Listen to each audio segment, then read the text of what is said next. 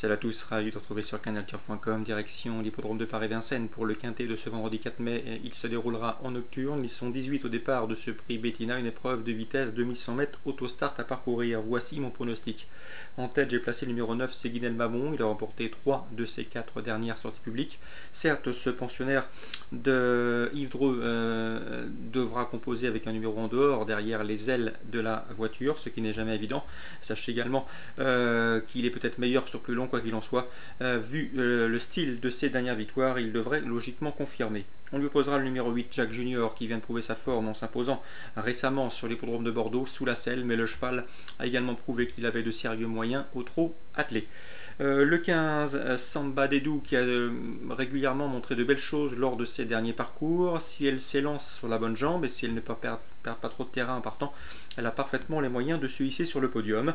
Ensuite, le numéro 3, Kajing, qui a des titres à faire valoir, notamment à Vincennes, il l'a prouvé cet hiver. Ensuite, le numéro 16, Alvena Pampas, Vincent Martens nous en a toujours dit le plus grand bien. C'est un cheval en retard de gain. S'il peut bénéficier d'un bon parcours, il doit aussi pouvoir faire l'arrivée. Le numéro 5, Samara de Favrol, elle est en forme, part en première ligne. Elle vient de s'imposer sur l'hippodrome de Rambouillet. Elle sera une nouvelle fois déférée des 4 pieds. Cela suffira également pour prétendre à une belle place. Ensuite, j'ai retenu le numéro 6, Bourbon de Touma, qui possède des références sur ce type de parcours, de vitesse. Le cheval sera déféré des 4, contrairement à sa course de rentrée sur l'hippodrome de Bordeaux. Attention également au numéro 18, Manrique, un cheval qui vient de laisser une belle impression à l'occasion de son succès récent sur l'hippodrome de Lyon-Paris. Une confirmation est possible dans ce lot. 9, 8, 15, 3, 16, 5, 6 et 18 pour ce pronostic.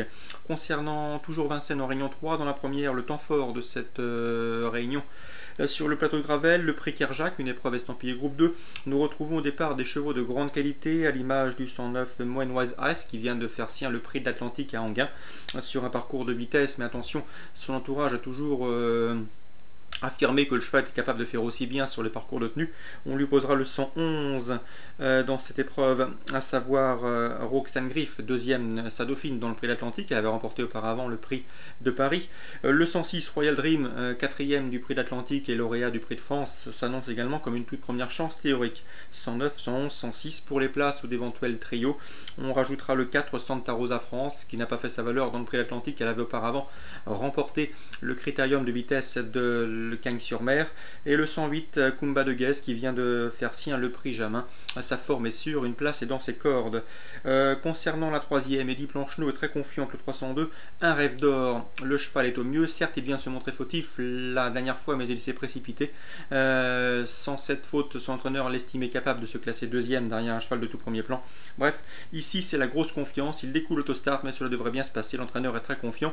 L'interview est disponible sur Canal Turf Radio.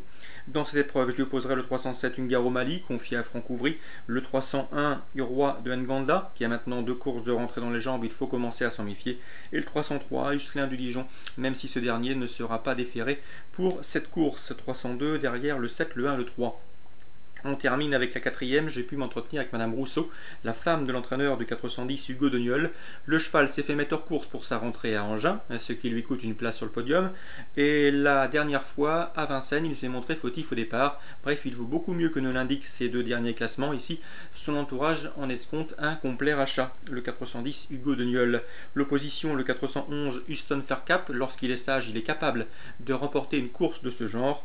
Le 405 Udoté de Lys, rarement décevant sous la selle, mérite également une mention des plus favorables. 410, 411, 405. Course ciblée à Vincennes, la première, la deuxième, forcément le quintet, la troisième et la quatrième. Très bon jeu à tous et à demain.